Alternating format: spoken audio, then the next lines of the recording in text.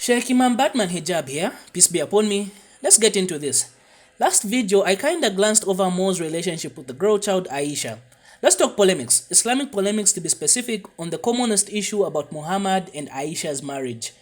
Polemics is basically a critical attack on a particular subject, in this case Islam. Think of it as the opposite of apologetics. Alright, back at it.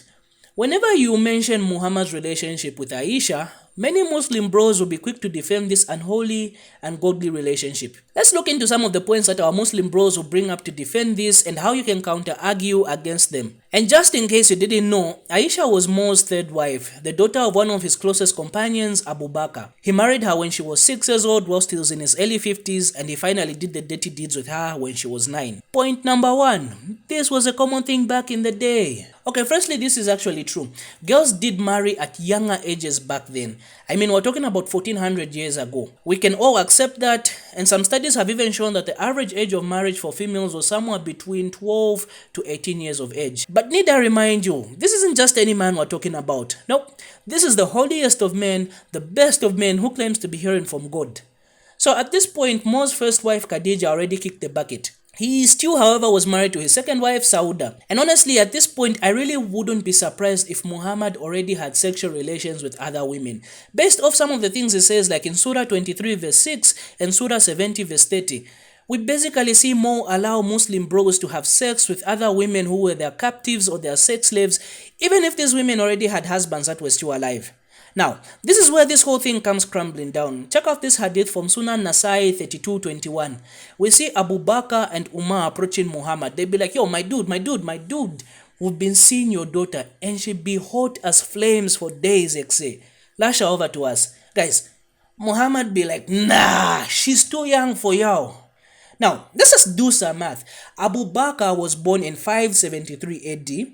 Umar was born in 584 AD, whilst Fatima, Muhammad's daughter, whom they wanted to marry, was born in 615 AD. The difference in terms of age between Abu Bakr and Fatima is 42 years. Umar to Fatima is 31 years, whilst Muhammad and his child bride Aisha was about 45 years. So who the heck was Muhammad to tell Umar and Abu Bakr, whom I must add you've just married his daughter, that she is too young for you two creeps? Who the heck was Muhammad to respond like that? Anyways, Fatima ended up marrying Ali, who was born in 601 AD. They got married in 624 AD, and ironically, she was 9 years old. She was 9 years old! I want y'all to consider this just for a second. Muhammad married Abu Bakr's child Aisha when she was 6 years old. That wasn't too young for him, yet he refused his companions that were his age mates from marrying Fatima because he found them too old for her. He gave her hand in marriage to another dude who was like 14 years older than her. So this argument kinda comes crumbling down on itself when you critically look into it. This actually makes Muhammad seem like a hypocrite, honestly. So whenever a Muslim bro tries to defend this unholy union, just remind them that their greatest prophet already knew that she was too young too. Our boy Mo was so slick, he had specific rules that only applied to him. Here's an example of one of these ridiculous situations. In Surah 33 verse 53, we see Muhammad telling his followers not to spend time at his place. He'd be like, yo, guys,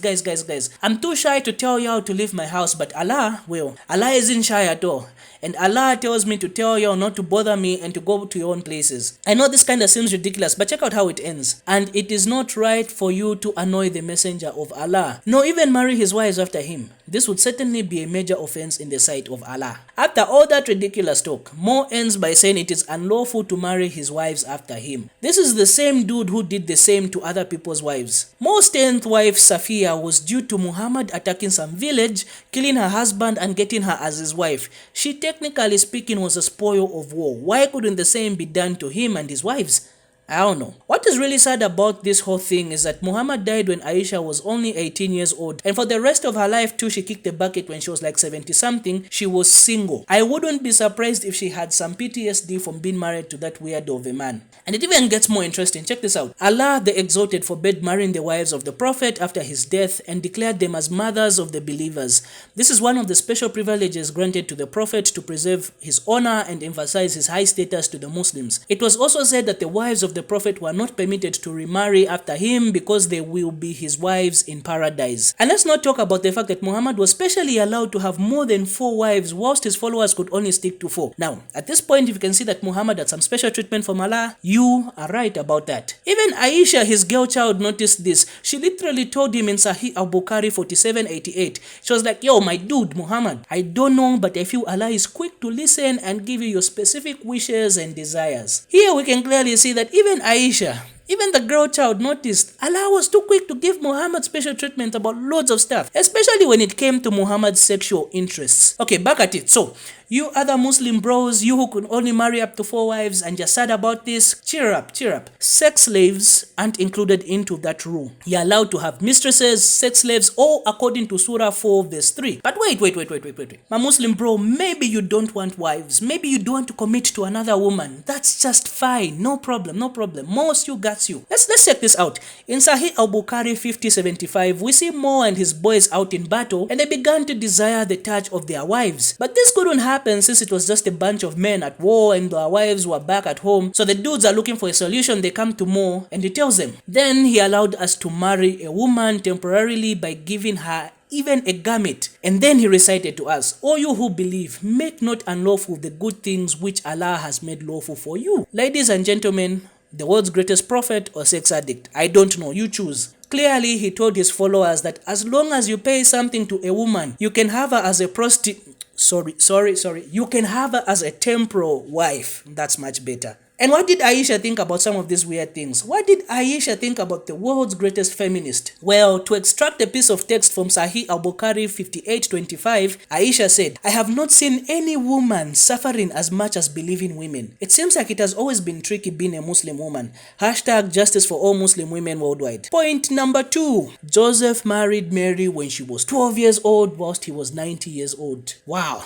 Just wow. No, let that sink in. Joseph was 90 whilst Mary was 12 years old. No, look into your Muslim bro's eyes, give him a mirror if you have to, and just let the mug repeat that to himself. Now look, I don't mean to brag, but I got a 4 in biology. I'm pretty sure that kind of makes me a biologist at this point, but it still kind of seems funny. Joseph was 90 and he was too fertile to have other kids. Remember Jesus had other brothers, James and Jude? But wow, let's just say that all this was possible. Let's just say Joseph was 90 and Mary was 12. Last I checked, Christians are to model their lives around the life and teachings of one man and one man only. That is Jesus Christ and not Joseph and not Mary. So regardless of how old Mary and Joseph were, we are not to model our lives around whatever it is they did. Now let's compare this to Islam. Muslims are taught to model their lives around Muhammad, and based off some of these videos we've seen, clearly old mugs are marrying children. Surah 65 gives all these instructions on how to divorce all sorts of women, including prepubescent girls. And remember this one thing, Allah's word is eternal. So that means for all times, always. Allah says it's okay to marry young girls, and even told Muhammad what to tell Muslims if they want to divorce that 9-year-old girl. It's not looking good for your Muslim bros. And just for the sake of it,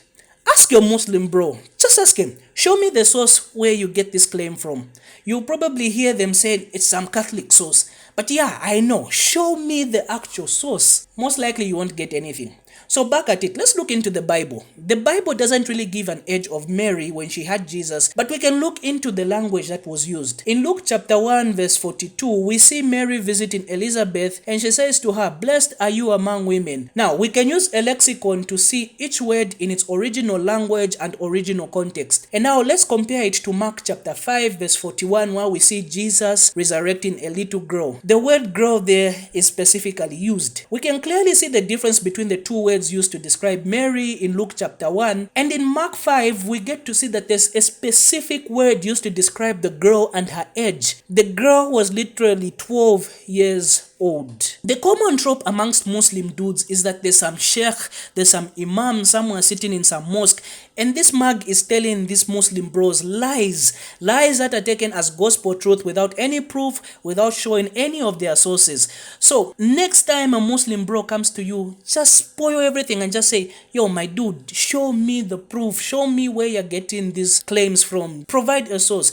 and then watch everything fall apart. Point number 3, Prince Henry. This one is a really funny one. This one I don't even think is worth going through. Muslim bros will say that, hey, because some prince in the 1200s, maybe 1300s, 1400s, 1500s, they did marry young girls, some were 10, some were 12, then it's okay for Muhammad to have married Aisha. That's just ridiculous. No need to even go through this. Point number 4. It was a consensual marriage. Like, I don't know what is wrong with some people. Saying that a 6-year-old girl, this is a girl who's been on earth for 6 years, she can consent to marrying a 50-year-old man. That is really a lame excuse. Your own prophet knew that she was too young, but he had such a rampant sexual behavior. I'm not surprised that he would have found it attractive to marry a young girl. I've said this once and I must say it again. I strongly believe that some Muslim bros today live lives that are holier and much more admirable than Muhammad. And because Muhammad said that his lifestyle, his teachings were direct revelations from Allah, that technically means that some Muslim bros, at least some that I know, are holier than both Muhammad and the all-knowing, all-true one God Allah.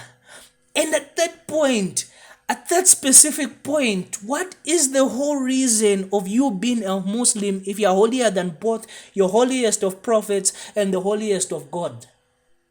Maybe it's time to critically look into Christianity for a change. Anyways, these are just some of my thoughts based off the few conversations I've had with some Muslim bros. This has been Sheikh Imam Batman Hijab. Peace be upon me. I'm out.